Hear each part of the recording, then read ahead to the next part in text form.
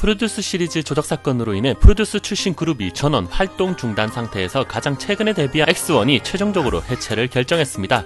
이런 상황에서 아이즈원은 다시 복귀할 수 있을까요?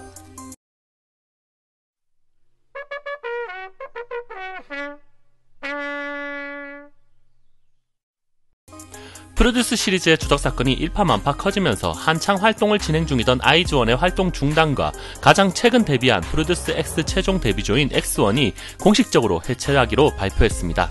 프로듀스 시리즈를 제작한 CJ 측에서는 대표가 조작 사건에 대해 공식적으로 사과하며 프로듀스 시리즈의 모든 이익을 포기하고 피해 연습생에게 보상안을 마련하기로 했다고 하며 아이즈원과 X1의 활동 재개를 지원하고 세부 일정도 조만간 발표하기로 하겠다며 지난 12월 30일경에 기자회견을 통해 밝혔습니다. 그러나 결과적으로 X1은 해체 확정. 왜 이런 결과가 나온 걸까요?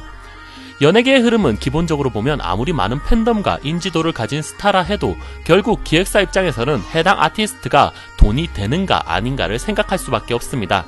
상황이야 어찌되었건 결과적으로 돈을 벌지 못한다면 기획사가 지속될 수 없고 기획사라는 회사가 버틸 수 없다면 당연히 소속 아티스트 또한 계약 기간을 떠나 활동이 불가하기 때문입니다.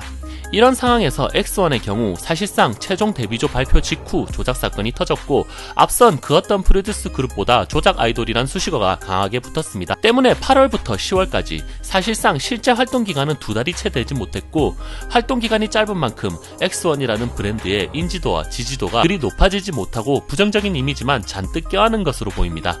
이로 인해 CJ가 모든 수익은 양보한다 하더라도 최종 데뷔조 11명의 소속사 측에서는 X1 활동 강행보다 지금까지 얻은 인지도를 바탕으로 기획사 자체적인 그룹 및 솔로 데뷔가 더욱 이득이라고 판단했을 것으로 보입니다.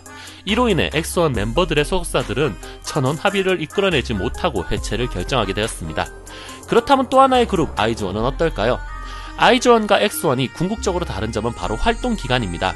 아이즈원은 2019년 2월 데뷔를 시작으로 조작 사건이 터지기까지 수개월 동안 활동을 했고 이로 인해 상대적으로 높은 팬덤과 인지도, 지지도를 갖추어 해체를 하기도 지속을 하기에도 각 소속사들의 입장에서는 고민이 많았을 것으로 보입니다. 더욱이나 아이즈원은 한일 합작그룹이라는 상징성과 특수성을 가지고 있기에 여러 의미를 지니고 있어 X1보다는 상대적으로 긍정적인 검토로 활동을 이어나갈 수 있을 것으로 보이나 대중들의 긍정적인 시선을 계속해서 이끌어낼 수 있을지는 앞으로도 지켜봐야 할 것입니다.